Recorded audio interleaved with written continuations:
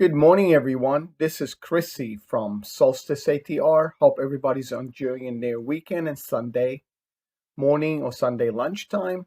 We will be covering for the coming week for June 13th through the 18th, the overall market.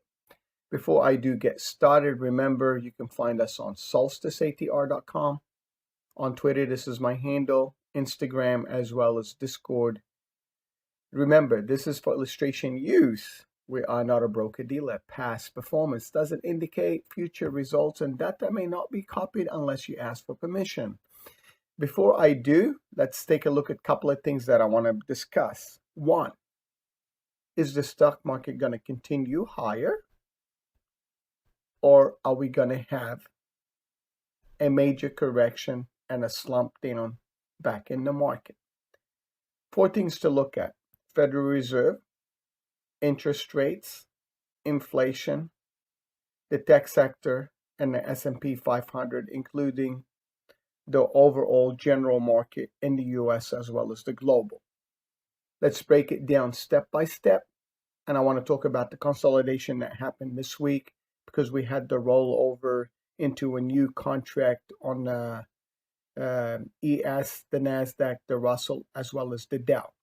You can use actually the ETF funds for them, and I'll go one by one. Here we go. As we can see, I have the three indicators, the S&P 500, NASDAQ, and the Dow combined together. You can use SPY, QQQ, DIA, or you can use the large contract SPX, NDX, $DJI. This is a 5-year historical rate of return. Since the election of the Trump administration, this was in November, I'll highlight the low of it. We're going to grab a line, click on it, go all the way to January till the Biden administration took place. I'll go just till January 4th because, inauguration was on the 20th.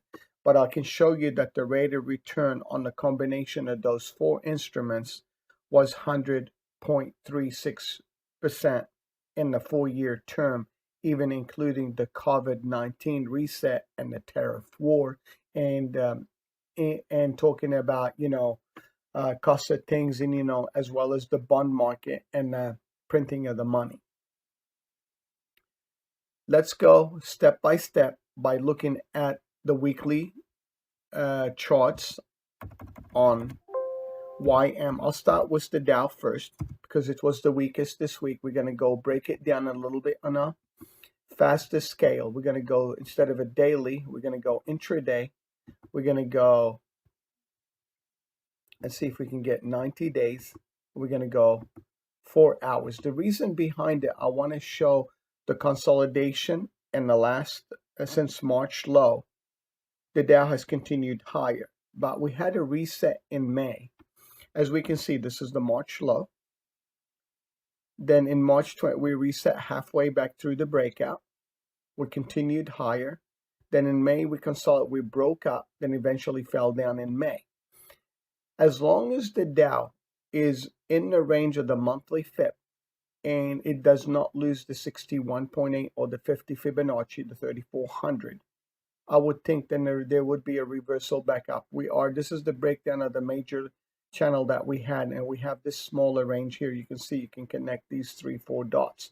We retested it in the Friday transaction because we had the Monday look up, fall down after the holiday. Then we had Tuesday, Wednesday, Thursday look up, close in the lower range of the Wednesday. Then Friday we collapsed in the Dow. Let's take a look at the NASDAQ now, /NQ.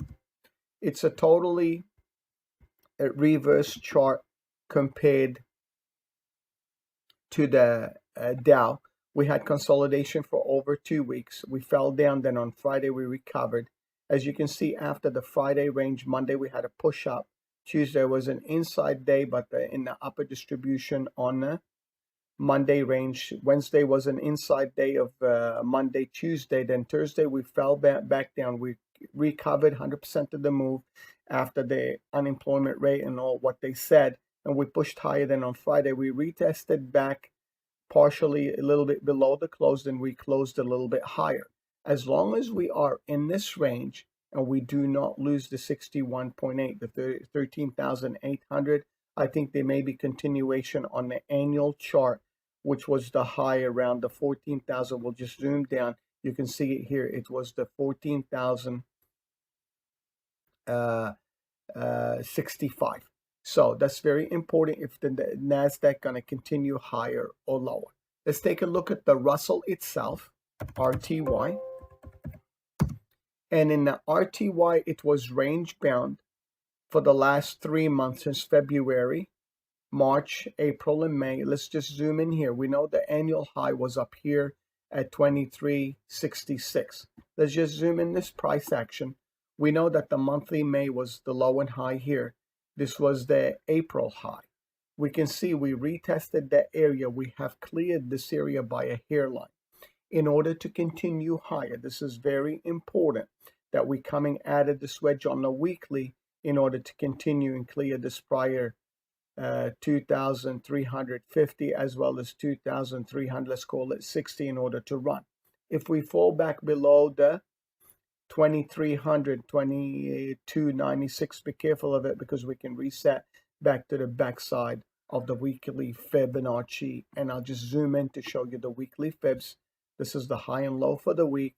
Our midpoint is here. We do not want to see this area violated.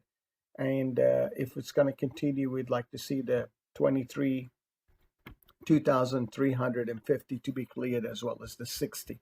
Let's take a look at now the S&P ES. /ES.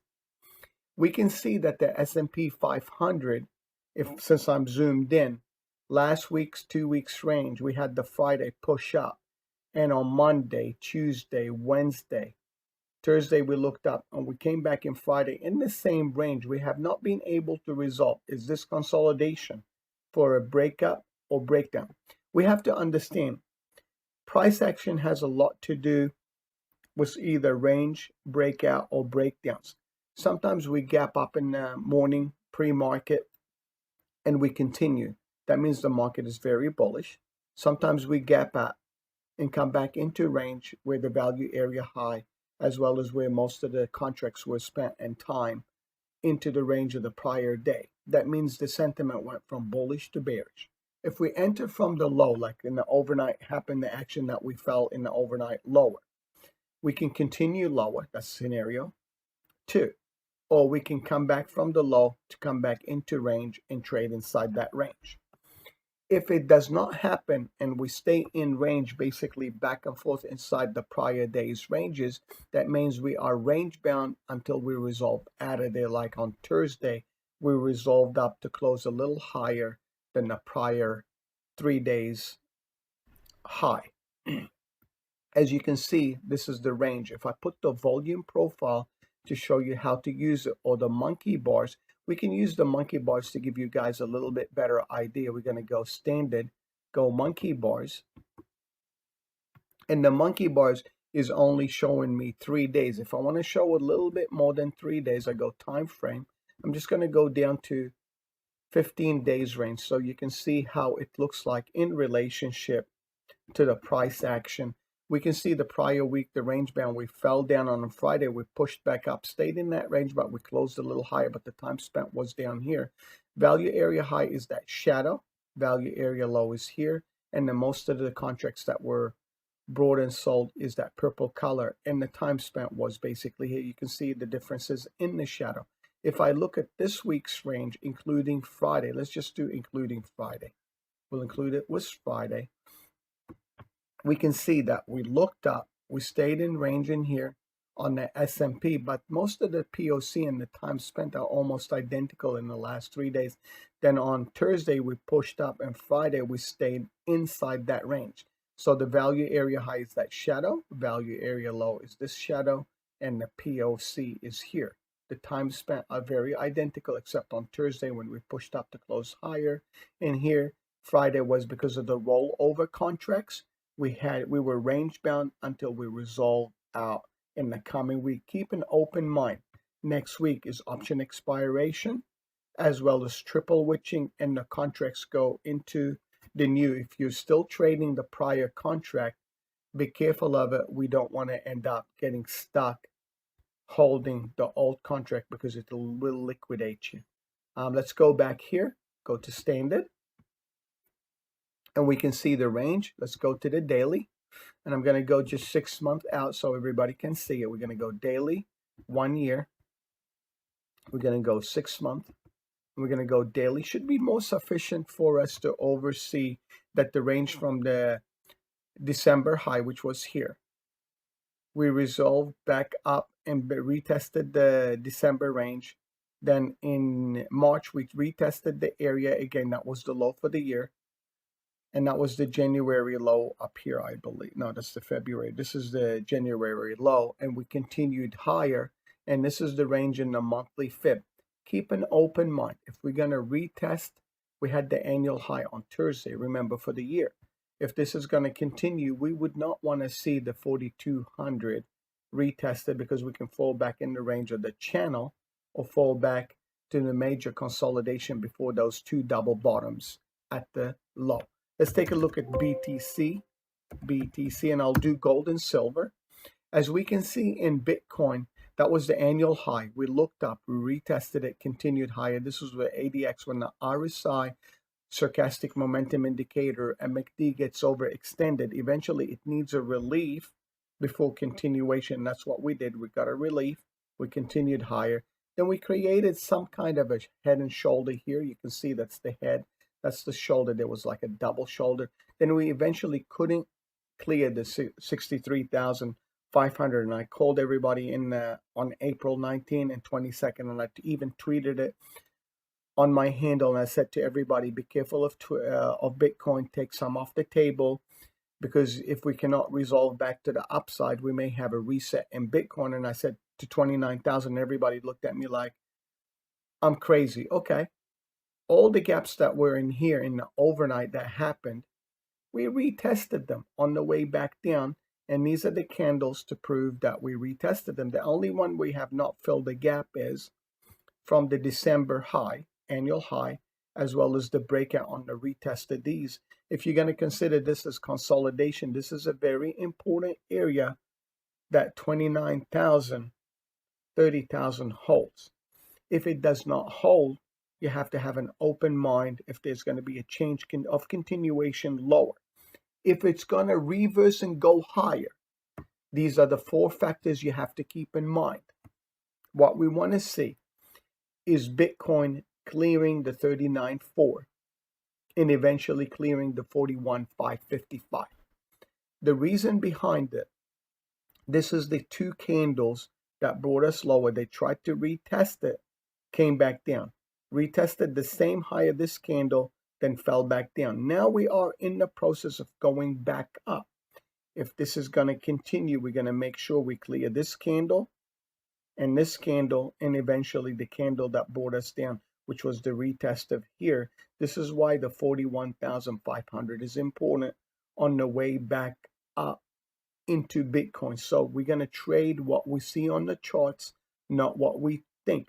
And if you consider this as a symmetrical triangle, or this is a double bottom here, it should reach 41,550. But if it doesn't and reverses back down, you have to think opposite direction. Do not be biased. You can see on the daily chart, it says short-term down, mid-term down, long-term down. Above 36,830, it's bullish. Below 36,830, it's bearish. So don't get caught by being biased to either side. And you can see where the V volume weighted average is 37,000. And we are above the VWAP. That's a reference, first reference for us to keep in mind on Monday. Let's take a look at Ethereum, because everybody, wants me to talk about those crypto and so I'll use this one. On BTC, you can use GBTC, which is the ETF fund for Bitcoin. Ethereum, as you can see, it created that push high, still has this gap, hasn't filled. It filled this gap here. And eventually after it has been grinding in the last 5 days down from Friday, Monday, Tuesday, Wednesday, Thursday, Friday. It's in the slope. It's in the monthly Fibonacci, it has to clear the 2,960 to run higher. If it doesn't, you look to see if it holds the 2290. If it does not hold, you look for the backside of the 61.8 fib in the monthly Fibonacci, which is 2060 area. So keep an open mind on either side. Don't be biased. Oops. Let's go right now to GC. And what I want to do in gold, you can see we were in a range bound for a year or so when we eventually fell back in. We found the double bottom here and we grinded higher very nicely. Very important area for gold to hold. On the daily chart, you can see that this channel here should act as support because this was the breakout on the way back up. We zoom into this area. We have the monthly fib high and low.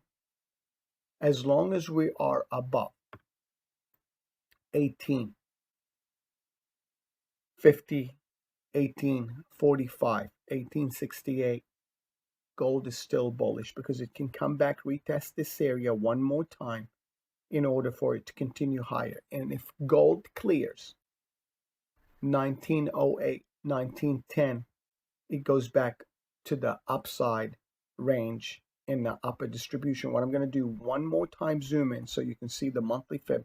This is the low, this is the high, this was the annual high. We retested back in, came back up, fell back in, and on Friday we had resolved lower. You have to keep an eye on the Aussie dollar, the 6J. I mean, the Aussie dollar is 6A. The Japanese dollar is slash 6J. And the dollar, which is our American currency, $, DXY, to keep an eye on gold in case it's going to reverse, things change in the market. This has potential to go higher in GC. And what we can do to look at it a little bit in ETF is GLD.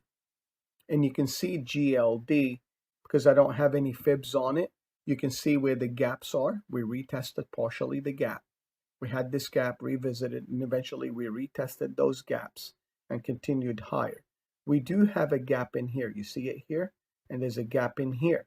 Is it possible for GLD to come back to that 172.80 area, 170, 150 in order to continue higher? Yes. Keep in mind that trading is an art. You have to know where your resistance and support in relationship to your RSI. Does the RSI hold the 50 point between the 80 and 20 or 85 and 15? And the 50 is your line in the sand. If it turns below, it's going to continue lower and reverse back up through 50. Then you look for a long for continuation. You have to pay attention if there's divergence or continuation in the range of that instrument. Let's take a look at now IEF, which is the bond market. For the ETF, 7 to 10 year bond. As we can see, since interest rates are still low, the par value of the bond is starting to increase, and we broke out of that symmetrical triangle to the upside. If I use the ZN or the ZB, it will show you the same thing. ZB, let's take a look at ZB. This was the prior month from before, 2 months ago, which I don't no longer valid. We're going to remove this drawing. We can see that the consolidation it created like a W. It's trying to break out. If we can break out above the 160 and the par value starts to increasing, that means they are buying bonds because they expect the price to continue higher, not interest rates. If the interest rates do change in inflation, you watch for the other side, and I'll show you ZN as well. And ZN is in a similar situation. You can see that was the April fib. We got to take that out. Remove. Oops. We'll remove the drawings. Remove drawing. So I'll make it more cleaner for the charts. Remove the weekly. Remove. No study. Come on. Remove drawing. Okay. We can see it's a similar situation here in the ZN, which is the 10-year treasury.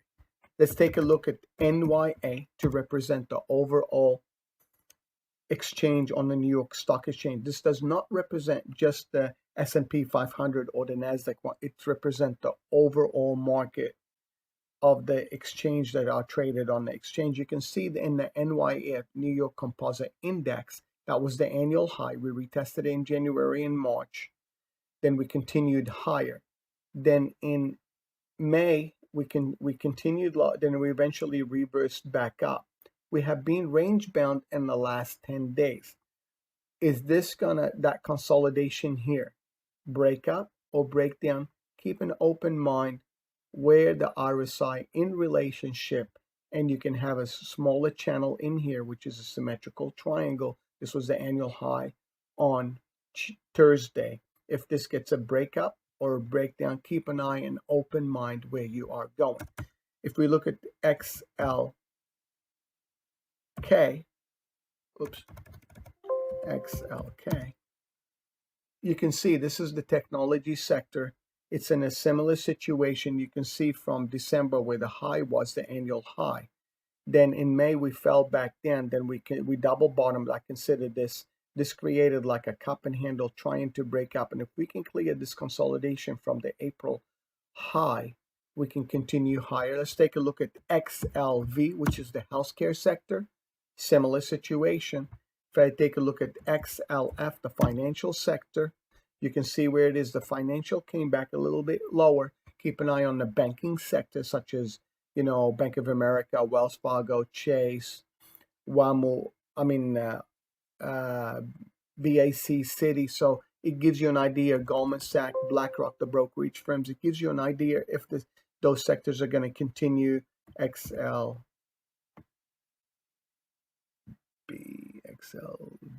where is it? Healthcare, XLB. I'll do the material so you can see where the XLB is.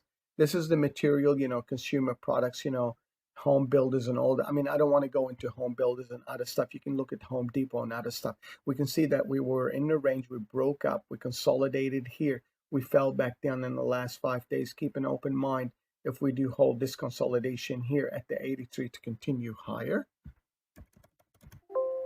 Let's go take a look at a couple of equities. Google. You can see Google after the consolidation in March.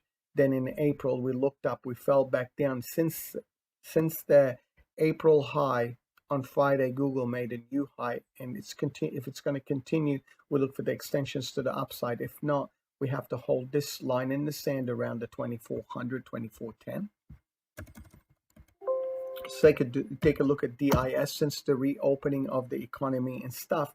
Remember Verizon, Disneyland, HBO, entertainment and stuff, outdoor or indoor, or watching a movie at home.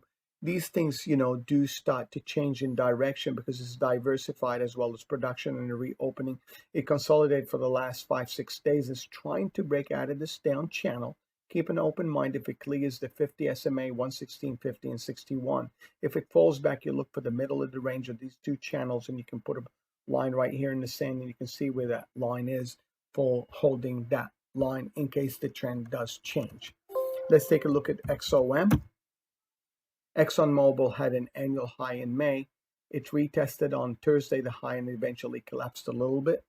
I did not go over CL, which is the oil. I'll show you CL similar, or you can use USO. We can see as of, remember Crude got their lines, hacked, and the shutdown of it. And the reopening caused, price more surge. And, since the Obama administration, this was the annual high from last year. We have cleared it. The barrel was around the 55, 56, 58, and eventually we grinded all the way up to the $70 range, 71. Most important on the monthly fib extension, that 38.2 is about, let's call it $70 or 69.80. Very important to hold. If it does not, you look for the backside of the breakout of this candle here to retest the 67.50. If crude is going to continue higher, this is a red flag. Usually when interest rates start to spike, crude oil is at a high, home builders are at a high, things do change. I'm not biased to being bearish, but you have to have an open plan in case things do change to rebalance your portfolio. And you can look at real estate investment trusts. Next week, I will bring it up in the group. Hope this was helpful. Before I go, I'm going to do one more chart because this was the topic that I put at the beginning of the video, and I announced this word. And I said these two. Is the stock market going to continue higher or not? Or are we going to get a major bust? This was last week's PDF that I put on the slide on 6-4. We know we closed at 42.36, which is a little slightly difference. I didn't want to change it. If we're going to get a 6.3% higher, this is the number. If we're going to get a small recorrection at 5.1%, it's 4,015. If we're going to get about 11.5% reset in the market, this is 33,665, where the September high we created a W. November was the release of the COVID-19 vaccination. This was the January low. This is the March low. Very important that we do hold this line in the sand and we do not lose the 4180 area or 4140. It opens the door to the other side. So enjoy your weekend. Look forward to seeing you on our Twitter, Discord, or check us out on our website. If there's anything we can help you, let us know. Over and out.